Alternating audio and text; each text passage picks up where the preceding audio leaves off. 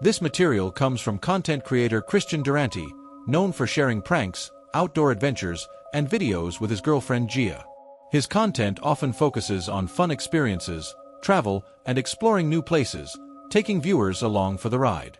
On July 20th, 2024, Christian and Gia set out to hike a section of the famous Appalachian Trail. Their plan was simple: follow the trail through the dense forest, climb the mountain, and enjoy the panoramic views awaiting them at the summit. The day began like any other outdoor adventure, with the couple excited to explore nature and enjoy the peaceful surroundings. At first, everything felt normal. The trail was quiet, the hike was going well, and nothing seemed out of the ordinary. But as they continued deeper into the forest, what had started as a relaxing day in nature would soon turn into a situation for which neither of them was prepared, one that would leave them deeply unsettled. Initially, everything felt normal. The forest was peaceful, the trail was quiet, and the hike was going exactly as planned. Surrounded by a dense forest and the sounds of nature, Christian and Gia continued making their way up the mountain. But after quite a while, something unusual caught their attention and shifted their focus away from the hike. As they continued walking, Christian and Gia noticed a man wearing a black hoodie. At first, it seemed like a normal encounter, but considering the warm weather and the strenuous hike, his heavy clothing seemed strangely out of place. The man passed them on the trail, and they thought nothing of it. But a few minutes later, they noticed something unsettling. The same man was suddenly behind them again. Despite having walked ahead, he was now following them from a distance, making it seem as though he was tracking their every move. Suddenly, something even more disturbing happened. When they noticed the man behind them, Christian and Gia stepped aside to let him pass while they stopped on the trail. Gia bent down to adjust her shoes.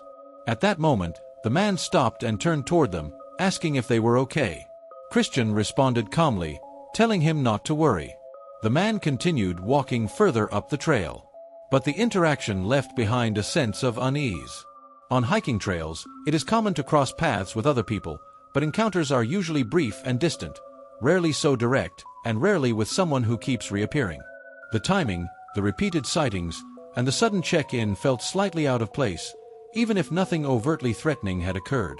Still trying to shake off the growing discomfort, Christian and Gia continued their hike deeper into the woods.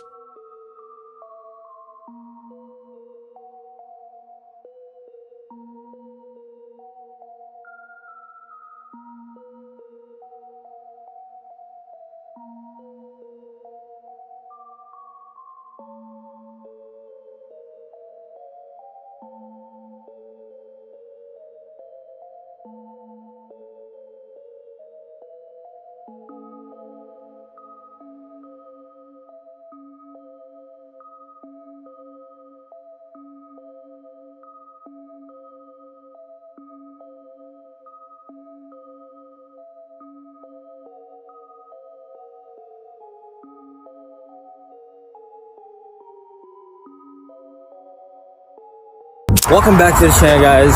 Today, Gia and I are being healthy people, right? We're trying to be healthy people, so we're going on a hike right now. Appalachian Trail. I don't know, but it's supposed to be like 5 miles, bro. It's about to be crazy. This is the trail going this way. Are you ready? Yes. They did say it's like 5 miles, babe, so you better be ready. It's 2.2.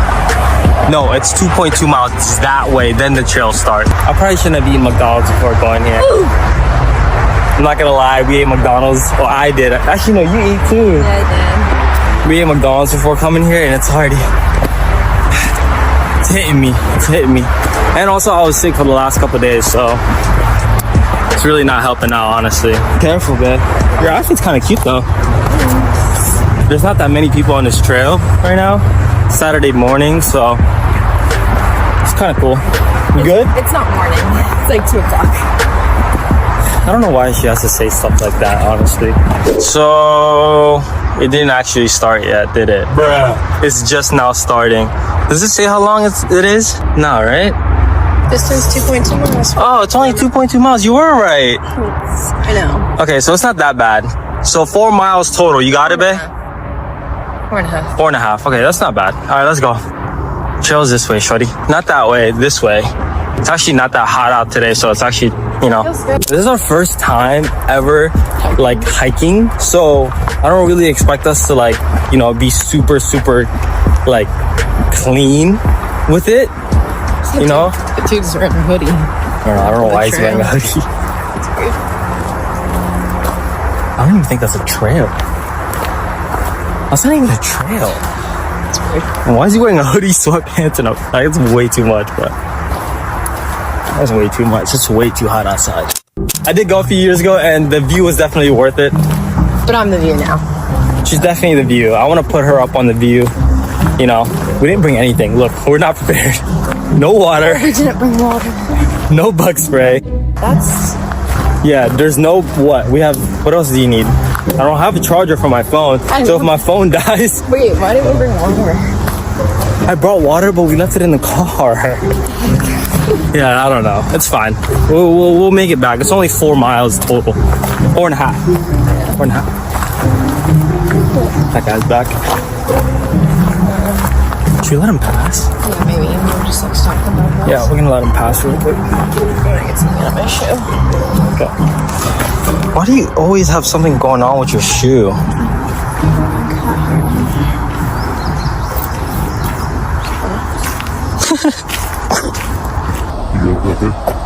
Yeah, we're good. Thank you, man. She's just taking stuff off her shoes real quick. You good? That's so weird. Just made a weird face. That was weird. All right, come on, let's just go.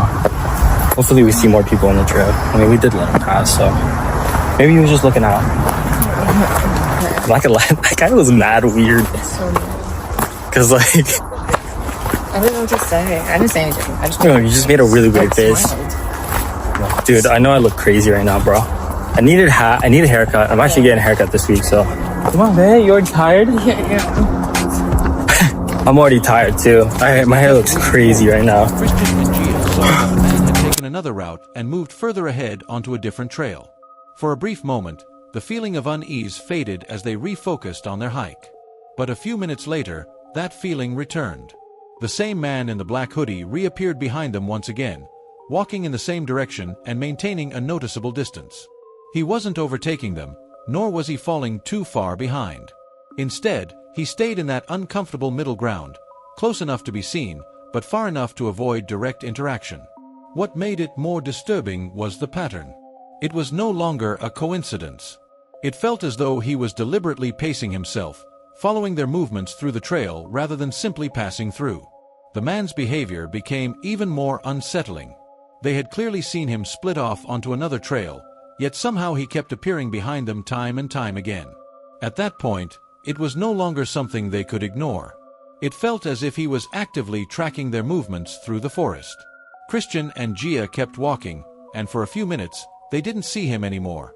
That brief silence brought some relief. They assumed he had finally moved ahead or taken a completely different route. Hoping to reach the summit of the trail where there might be other hikers, they pushed forward with the hope of safety in numbers. But halfway up the ascent, that sense of relief was shattered. Something happened right in the middle of the trail that transformed the situation from uncomfortable to genuinely terrifying.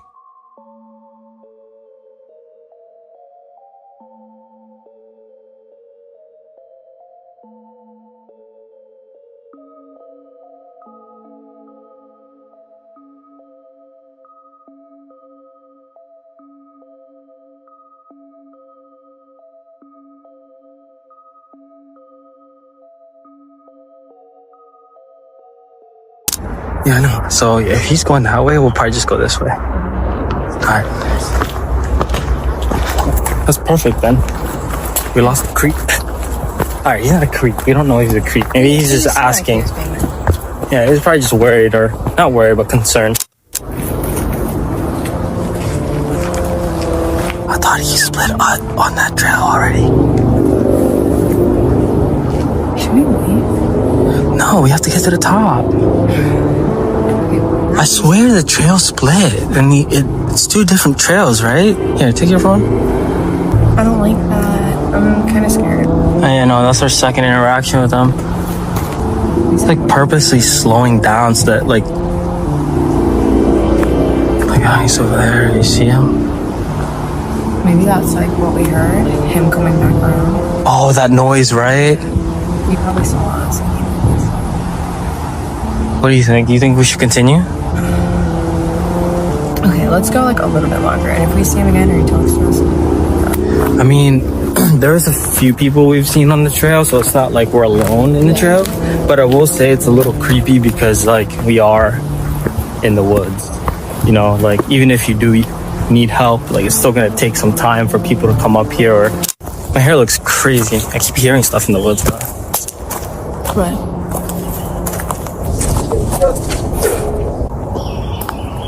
What's up, man? Yours is so cute. Okay. Okay, we're just... Alright, come on. Okay. That was the last straw. We're heading back. There's no way we're finishing that with that guy on the trail. Do you guys hear what he said? I know, you're not telling me. He is coming. Here, no, just speed walk, because like, yeah, if you get hurt, yeah. He's coming after us, bro. Like, he literally was sitting on the rock and he goes, oh, it's you guys again. Let's just go. I don't know if you guys can hear it. I don't know if the camera picked it up, but he said, oh, it's you guys again. It's that cute couple. I think we lost them. Yeah, he kept calling after us too. Yeah. He's still saying, oh yeah, he's coming back. Come on. I might have to put the camera down so we can run. Alright. Yeah. Come on. Should I put the camera down? Yeah, I'm scared. Alright, we're gonna, hold on. Christian and Gia soon saw the man again, sitting on a rock next to the trail. As they passed, he looked at them and said, "It's you guys again," before adding that they looked cute. Trusting their instincts, they immediately abandoned the hike and decided not to continue to the summit. Instead, they turned around and headed back to their car as fast as possible. Their hearts pounded as they hurried down the trail, only to realize that the hooded man had started following them again, keeping close behind. They didn't stop until they finally reached their car. And then, just as suddenly as he had appeared, the hooded man was gone. Christian and Gia quickly left the area, shaken by the encounter and relieved to have trusted their instincts before the situation could escalate any further. The most disturbing part of the encounter isn't simply that the hooded man appeared multiple times, but that he repeatedly crossed paths with the couple despite the trail splitting. A single encounter could easily be dismissed as a coincidence, and even a second appearance could be explained by chance. However, as the man continued to reappear throughout the journey, the probability of coincidence became increasingly difficult to accept. Each new sighting reinforced the impression that he was intentionally maintaining awareness of the couple's location and movements. What makes this particularly concerning is that his behavior seemed deliberate rather than passive. He wasn't just another hiker traveling in the same general direction. The repeated encounters suggest a pattern of observation, raising the possibility that he had taken a specific interest in the couple. In many suspicious encounters, it is not a single action that causes concern, but the accumulation of small behaviors that form a larger pattern. Here, the pattern consistently pointed toward deliberate attention. The situation became even more unsettling when the man was seen sitting unnaturally on a rock before commenting that the couple was cute. On the surface, the statement might seem harmless, but context is crucial. After appearing repeatedly throughout the trail, the comment can be interpreted as evidence that he had been watching the couple for some time. Rather than sounding like a casual compliment from a stranger, it can feel more like an acknowledgement that he had been observing their relationship and interactions. The unusual way he positioned himself further contributes to the impression that he may have been waiting for them rather than simply resting. One possible explanation is that the man felt jealousy or resentment toward the relationship itself. If he had experienced loneliness, rejection, or relationship issues in the past, seeing a young couple enjoying their time together could have triggered negative emotions. Some individuals develop hostility toward people who represent something they feel they have lost or can never obtain. While this theory cannot be proven, it offers a possible explanation for why he seemed unusually focused on the couple. Another possibility is that the couple's youth made them attractive targets. Predatory individuals often look for people they perceive as easier to intimidate, manipulate, or dominate. The man may have viewed the couple as less experienced, less prepared for danger, or less likely to react effectively in a threatening situation. If he believed he possessed a physical or psychological advantage, this could have increased his confidence as the encounter progressed. There is also the possibility that his attention was directed specifically toward the girl. His repeated appearances, his continuous presence even after the trail split, and his eventual decision to pursue them suggest an interest that may have gone beyond simple curiosity.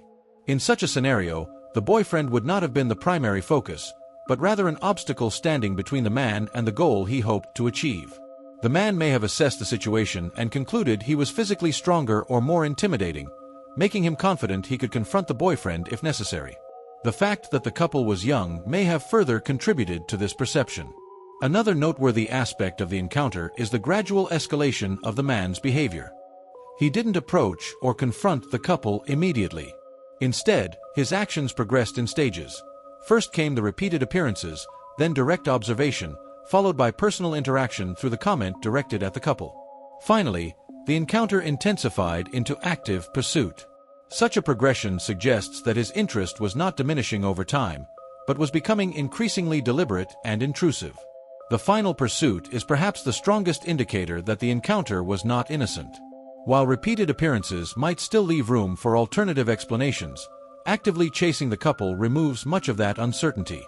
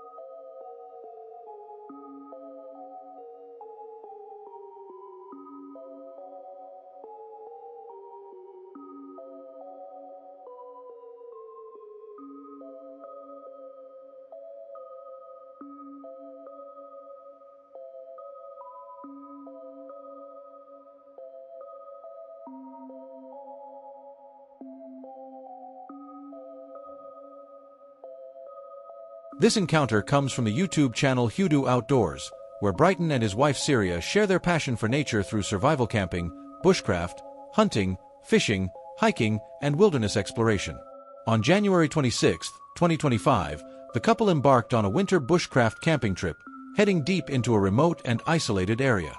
After arriving at their chosen location, far from roads and other people, they began building a survival shelter and setting up camp for the night.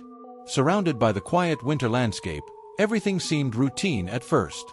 But as the day went on, the isolation of the area would soon make them realize just how fragile that sense of solitude can be, and how quickly it can be shattered by an unexpected presence. The couple lit a fire to keep their shelter warm and prepare dinner for the night. As the sun dipped below the horizon and the last traces of daylight began to fade, they sat by the fire making their pizza and enjoying the tranquility of the wilderness. The forest around them was calm, with only the crackle of the campfire breaking the silence.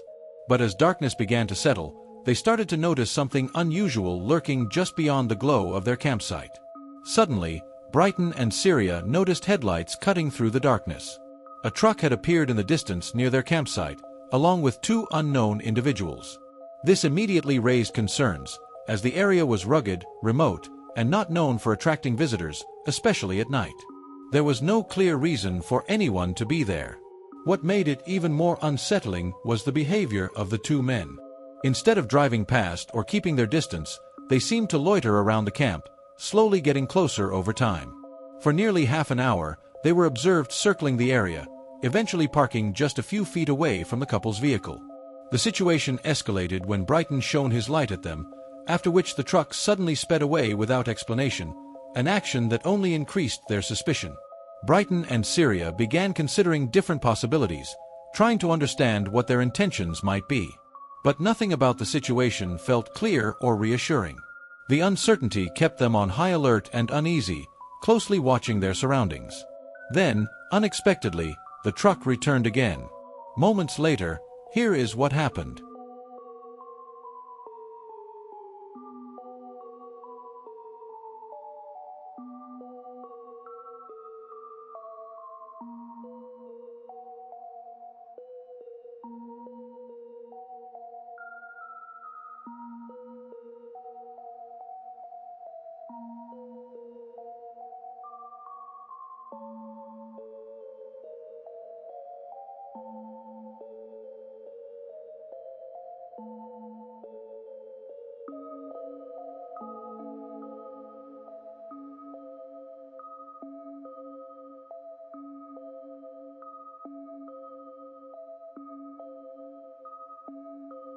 Got our wool blanket set up.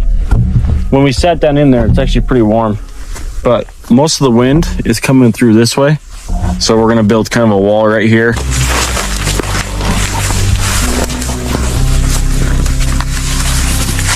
Hopefully this keeps us warm. I wasn't even planning on using this, but you gotta use what you have. So I'm gonna start preparing to get the fire ready. That way I can get some of this ground dried off here, and then we can start cooking dinner. It's getting cold fast. Let me grab my thermometer. Right now it's reading 14.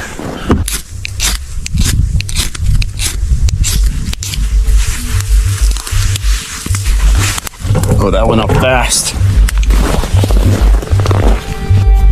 I think we need bigger logs. I think we need big logs. Because this stuff I think is going to last us a while.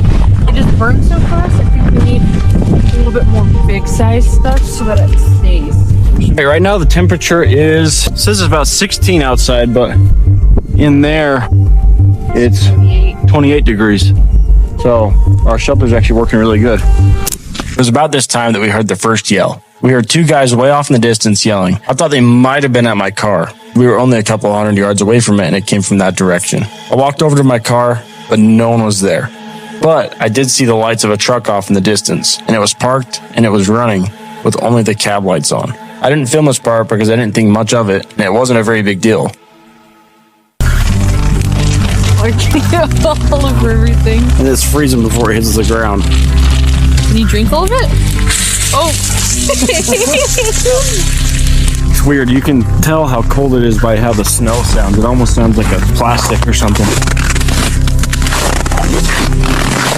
So it's about -12 outside of the shelter. But inside of the shelter, we're reading 6 degrees. At this point, it was quite a bit later than when I first walked down to check on my car. We were just sitting around the fire, and we kept hearing these two guys talking. I kept seeing this truck drive around in the field with its lights off. It started to make me feel a little bit uneasy because they'd been doing this for about half an hour. They didn't have a campfire going, and they seemed to be up there for no reason. And this isn't some popular camping spot. It's January, and it's -12 degrees outside. To get to this place, you need to take kind of a slick road up this canyon, and it's not the easiest place to get into. Then once you get up to this flat area, you need to get off of the road and onto some ATV trails and drive another half mile or so to get to where our car was parked. I kept my eye on these guys, and I walked down to my car every 15 minutes or so just to see if they had left, because their behavior was suspicious, but they weren't doing anything wrong. But things continued to get weirder. Then me and my wife were just sitting around the fire, and we see these lights coming towards our camp. And when they pulled in, they turned off their lights and slowly crept near our car. My immediate thought was maybe these guys think we're in trouble, and maybe they think that we need help or something, or maybe they're just coming to check to see if we're okay. Once this truck got to where we had parked our car, they started shining their brights at us, and they turned off the lights completely. We have a guy right there that parked this truck. He keeps shining his brights at us.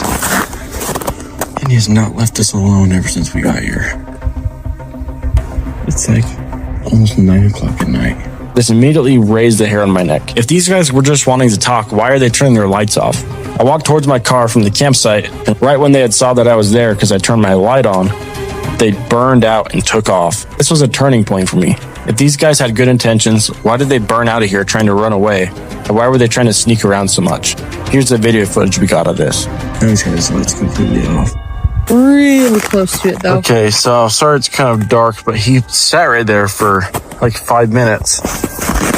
He came like feet away from my car, like right here. And then I shone a light at him and he took off. We're in the middle of nowhere, like super far from town.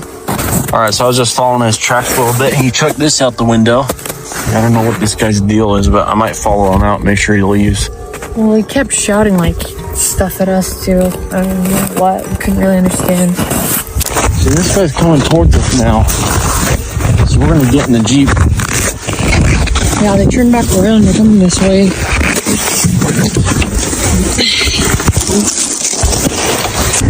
They're coming up around us, like on the other side. Once we got in the Jeep, we waited for them to come. I wanted to be in my car just in case they came back, so if we needed to, we could leave. But once they saw my car was on and that we were inside, they turned around and left.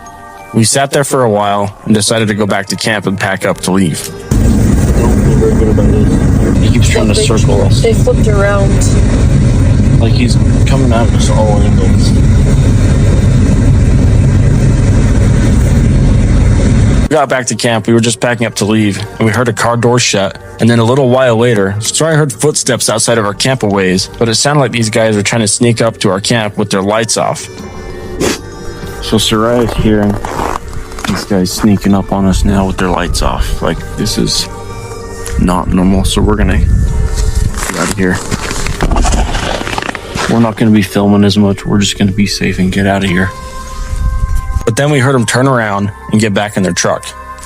Coming back and forth, turning their lights off. I've spent hundreds of nights outside, and like I'm totally fine camping next to people. Heck, like I lived in a van and it was like constantly around people, constantly in campsites and stuff. When people act like that, it's best to just leave. It's just not worth it. Don't know what they're up to. Can get their rest tomorrow. That way we can get out of here fast. Moments later, this is what happened. Okay, I don't know if you can see, but they're driving right over to us again. Luckily, Brighton has a pistol, packing our stuff out, and now they're watching us. They can tell us that we're here because our lights are on. There's our Jeep. Oh, they're coming towards us, Brighton. What? They're coming towards us.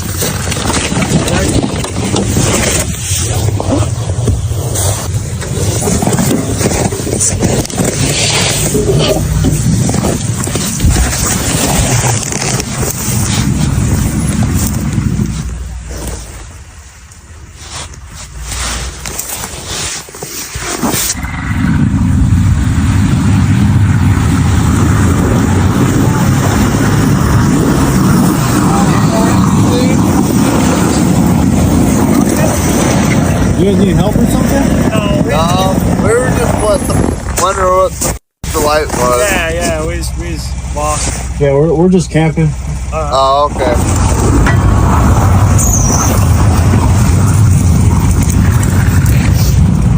We went back to camp and packed up and left. A lot of you guys might think this is ridiculous that we just left, but after they left our camp, they went around the corner where we couldn't see them, and then they turned the lights off again. If they really just wanted to see what the lights were, then why did they speed off the first time? Why were they trying to sneak up on us? And who knows, maybe these guys were completely harmless, but that's not a risk I'm willing to take. Brighton and Syria packed up their belongings and left the area without hesitation. They didn't stay long enough to find out what those men really wanted, because by then, it was clear this was not a random encounter. Everything about their behavior felt deliberate and calculated in a way that didn't add up. Initially, the two men loitered around the camp for nearly half an hour, appearing and disappearing in the dark as if they were circling the area. If they had simply been campers, their behavior would have made sense, but they never acted like it. There was no campfire, no setup, no attempt to acknowledge Brighton and Syria, just presence and observation. Then came the first major red flag. When they initially approached the camp and Brighton turned on his light, they fled immediately. Not a word, not a look back, just a sudden retreat, as if being spotted had interrupted something they were trying to do. If they were truly just curious, they could have spoken up. Instead, they ran. Later they returned, this time even more unsettlingly.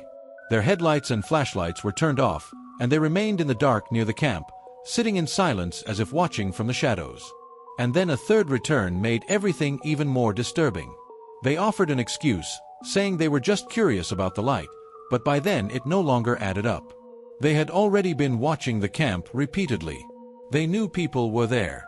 They knew exactly what the light was. The explanation sounded forced, like something said only to reduce suspicion. From that point on, the pattern became hard to ignore. A normal person with harmless intentions would approach, speak, or at least acknowledge others in a remote setting. But these men did none of that. Instead, they watched from a distance, retreated when spotted, and returned under the cover of darkness. It felt like surveillance, as if they had identified a target and were quietly studying it, learning movements, testing reactions, and assessing whether Brighton and Syria were alert or vulnerable. And in an isolated environment like that, with deep wilderness and below freezing temperatures, those conditions become dangerous. The behavior of these men perfectly mirrored that of a wild predator stalking its prey. The men deliberately chose not to approach Brighton and Syria at first. They knew that if they approached openly, they would alarm the couple and give them time to pack up or defend themselves. By keeping their distance and remaining silent, the men attempted to lower the couple's guard. In remote and desolate areas, the most terrifying monsters you can encounter are not wild animals. They are humans with malicious and evil minds. Isolated forests are a playground for psychopaths and killers. The thick trees and vast solitude provide the perfect cover for violent impulses. These types of criminals can take their time, cross boundaries, and commit horrific acts without any fear of being caught in the act.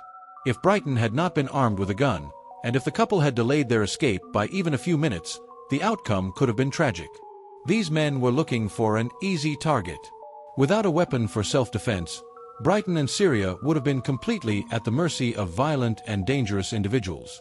The men could have easily used their numbers to overpower them, leading to an attack, assault, brutal torture, or even murder. The freezing weather and the deep forest would have swallowed the evidence. By trusting their basic survival instincts and fleeing the area immediately, Brighton and Syria saved their own lives. They managed to avoid disappearing forever and becoming just another chilling story on a true crime show or an unsolved murder case. Are you enjoying the video?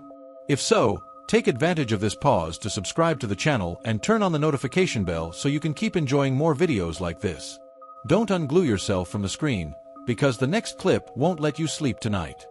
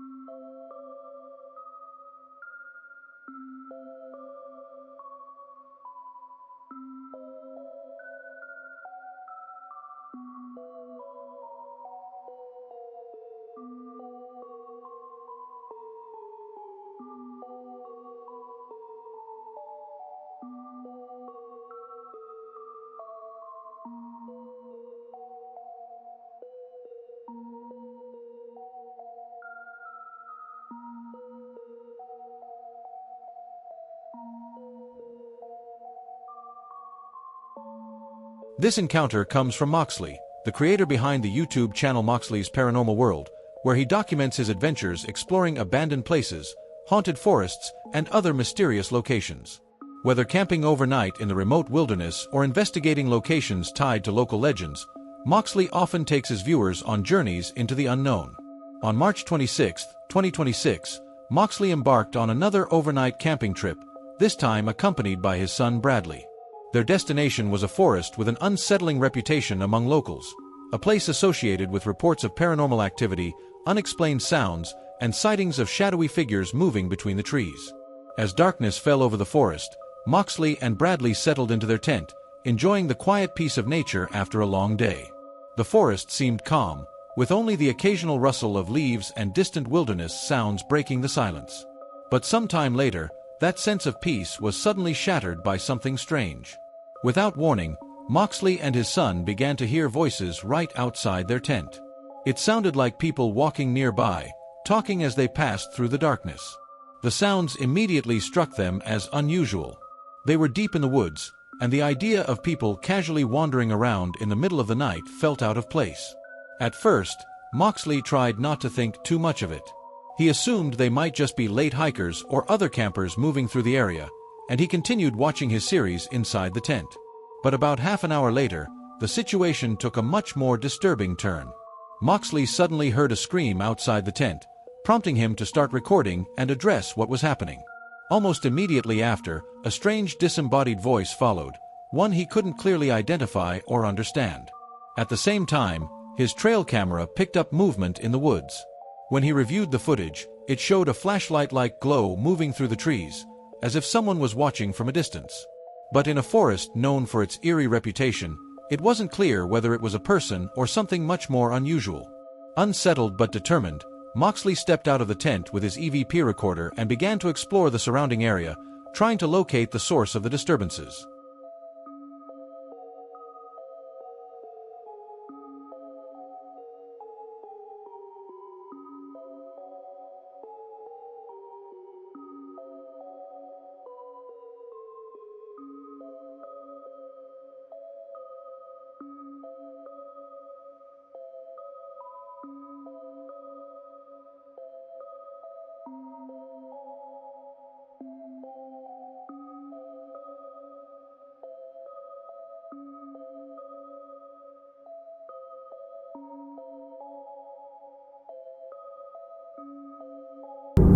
Right, everybody, welcome back to the channel. So tonight we're going on a camp, we're going on a wild camp. So I am joined with my son here tonight, and where we're going, there's no documented hauntings to the place, but locals have said it is very mysterious at night. People hear voices coming from in the forest, shadow figures have been seen. So we're coming out here, we're going to do a full overnight wild camp here tonight, and we're going to see if we can capture any of the viewers of the paranormal here. So we're pretty much in the middle of nowhere. There is a road over that side, so we have got the sunset, so we do have to go and find somewhere where we can set up the tents here tonight, and it's a little bit squishy. But here's flat enough for one tent, and here will be flat enough for another tent. And we've already got a pre-made fire pit, so yeah, that's a plan. Let's get the tents up. Right, that's me all settled in for the night. So I've got my sleeping mat, my sleeping pillow, sleeping bag. I've had to put all my stuff at the back because it is just a one-man tent, but it looks cosy enough. So I think now it's time to get the kettle on and make a cup of coffee.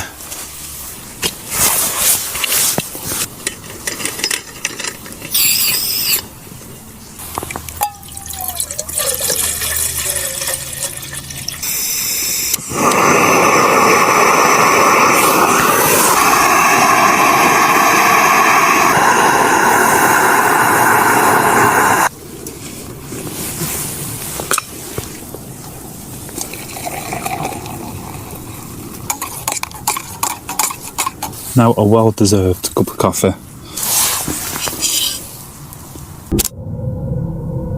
Literally just here.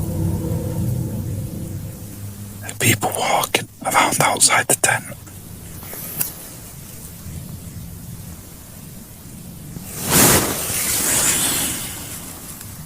About 2 or 3 people.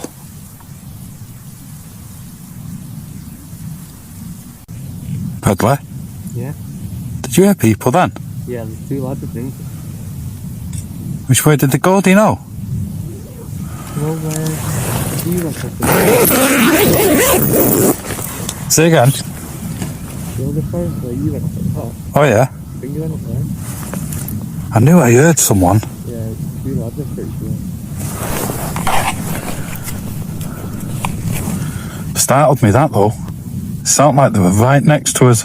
Yeah, it did, yeah. Just literally just sat here watching this movie. Not even a movie, TV series. This. Then just out of nowhere, I hear this talk and it's like, not Bradley getting out his tent. And it got closer and closer.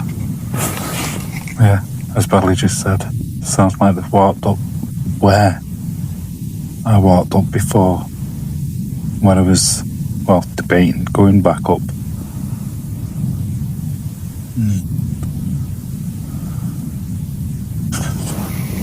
Bloody hell. That's all we need, innit? 2 degrees now.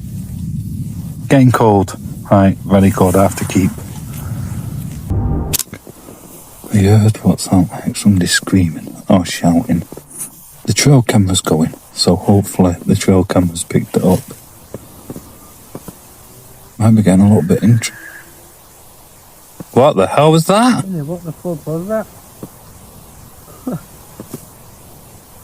That was odd.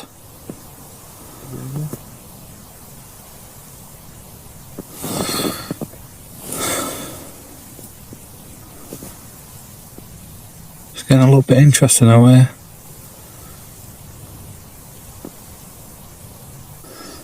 Right. I'm gonna go finish watching this programme.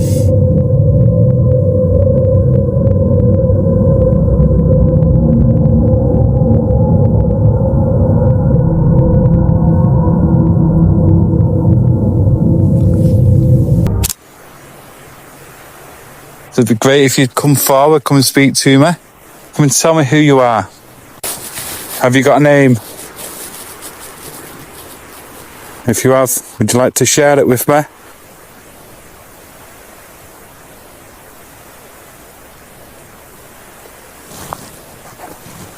can hear walking.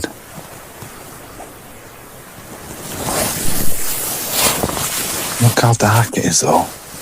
I can hear walking, but I did see like a red flashing light a few minutes ago.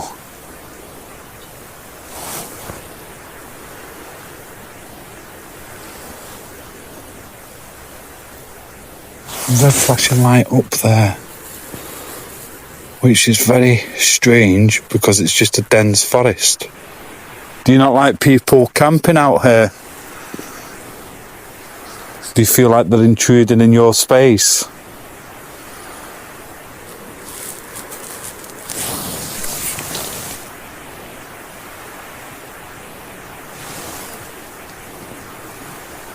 What the?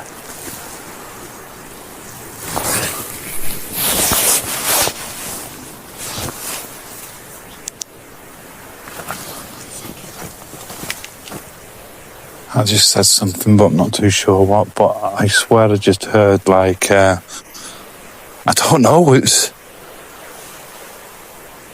almost like a humming noise. Like somebody's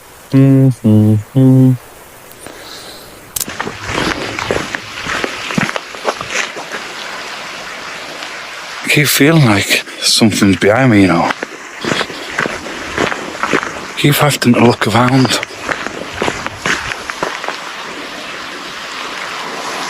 You hear that whistle then? How's a whistle from down there? And again?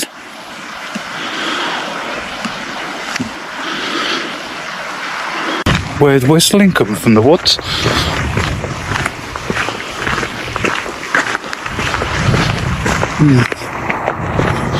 Odd, very odd. As Moxley attempted to communicate with any potential paranormal presence using his EVP recorder, he suddenly heard footsteps surrounding him. The sound was distinct and close enough to send a jolt of fear through him. It felt as if something was moving just beyond his line of sight. But before he could process it, the movement started again, this time followed by a soft humming. It was a woman's voice, clear enough to be heard but unnatural in the stillness of the woods. It didn't sound like an animal, nor did it sound human in the normal sense of the situation. It felt displaced. In that moment, Moxley understood he was not alone. Something was trying to make its presence known. Despite the chills running down his spine, He stood his ground and continued his investigation deeper into the encounter. Suddenly, Moxley began to feel a disturbing certainty that something was following him through the trees. The feeling was no longer vague, it felt directed, as if he was being tracked step by step.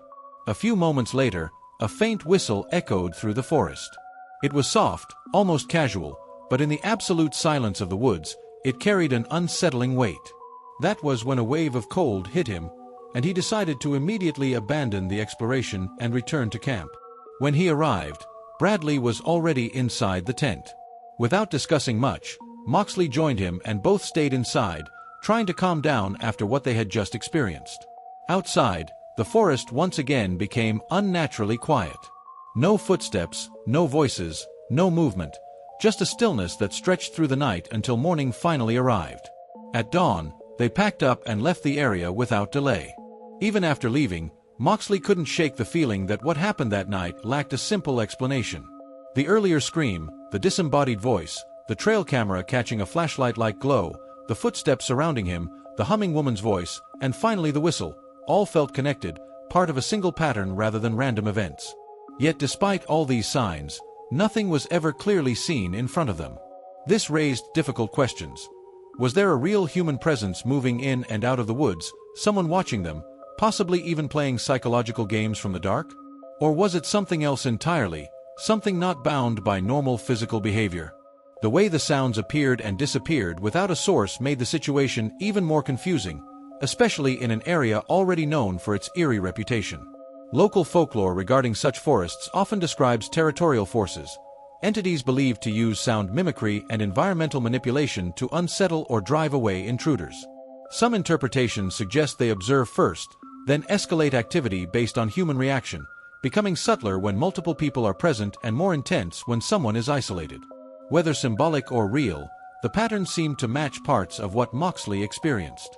In the end, there were no answers that fully explained the encounter, only fragments of unexplained sounds, fleeting signs, and a growing sense that something had been aware of them the entire time. And as with many stories from the deep wilderness, Moxley left with proof of the experience but without a clear explanation of what caused it.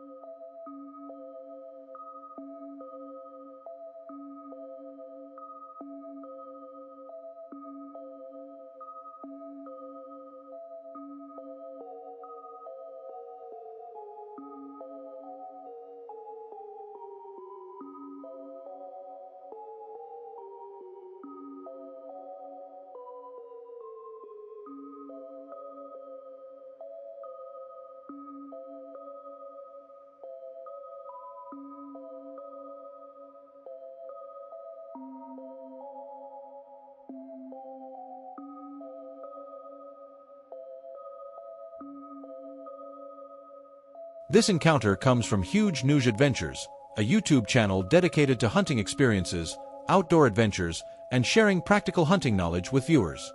On April 27, 2016, a hunter was deep in the woods on a hunting and camping trip, positioned high up in a tree stand overlooking the surrounding forest. He patiently scanned the area for signs of wildlife. It was a routine part of hunting, and everything seemed normal at first. But then, he noticed something moving in the distance. A bear. At first, it seemed like a typical wildlife sighting, the kind hunters occasionally encounter in remote forests. However, within moments, the situation began to shift.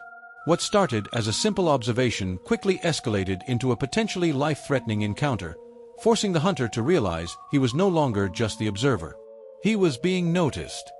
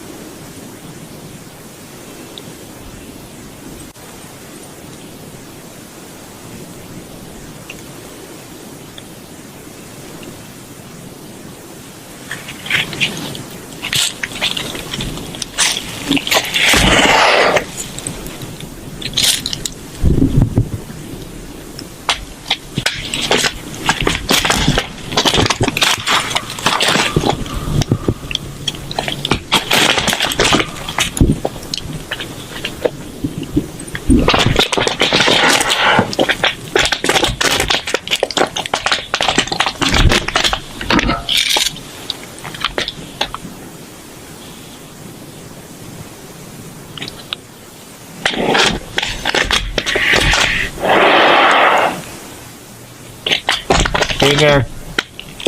Hey, bear. Down, bear. Get down. Down.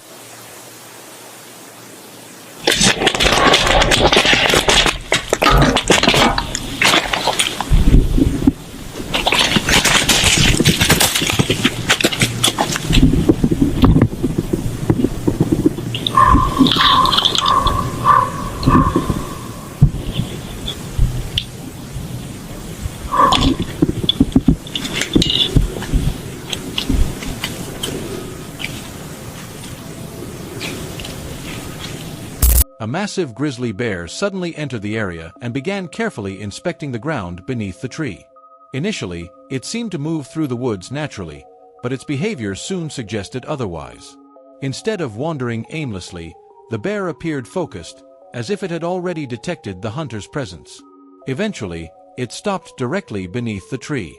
For several tense moments, the bear remained below, sniffing around and looking up. Then, to the hunter's horror, it began to climb the tree. The situation instantly escalated from an ordinary wildlife sighting to a potentially fatal encounter. Remaining as still as possible, the hunter avoided making any sudden movements, hoping not to further provoke the animal. Slowly, the bear climbed higher and higher, closing the distance between itself and the hunter. Every second felt like an eternity. Trapped high off the ground, there was nowhere to run and no easy escape. The hunter remained frozen in place, watching as the bear continued its ascent. At one point, only a short distance separated them. Then, in an unexpected turn of events, the bear stopped. After a brief pause, the predator climbed down the tree and walked away into the forest without looking back.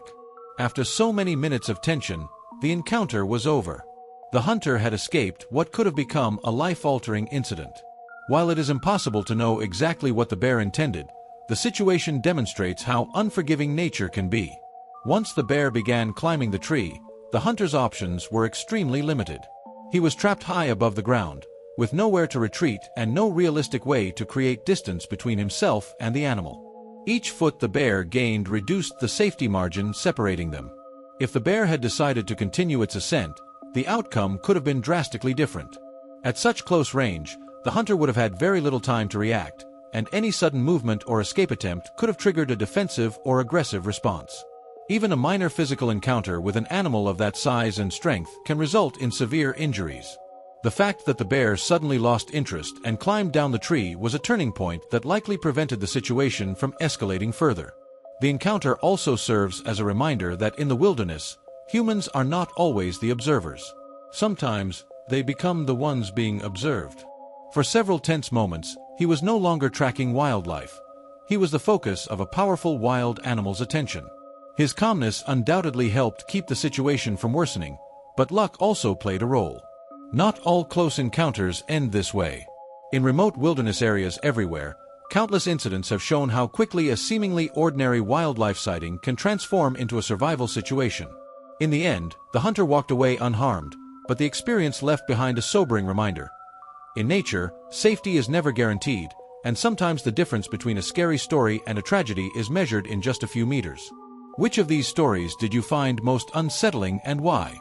Let me know in the comments. If you like this content, subscribe to the channel, turn on the notification bell, and share this video with those friends who love camping so they know the dangers that lurk in the unknown.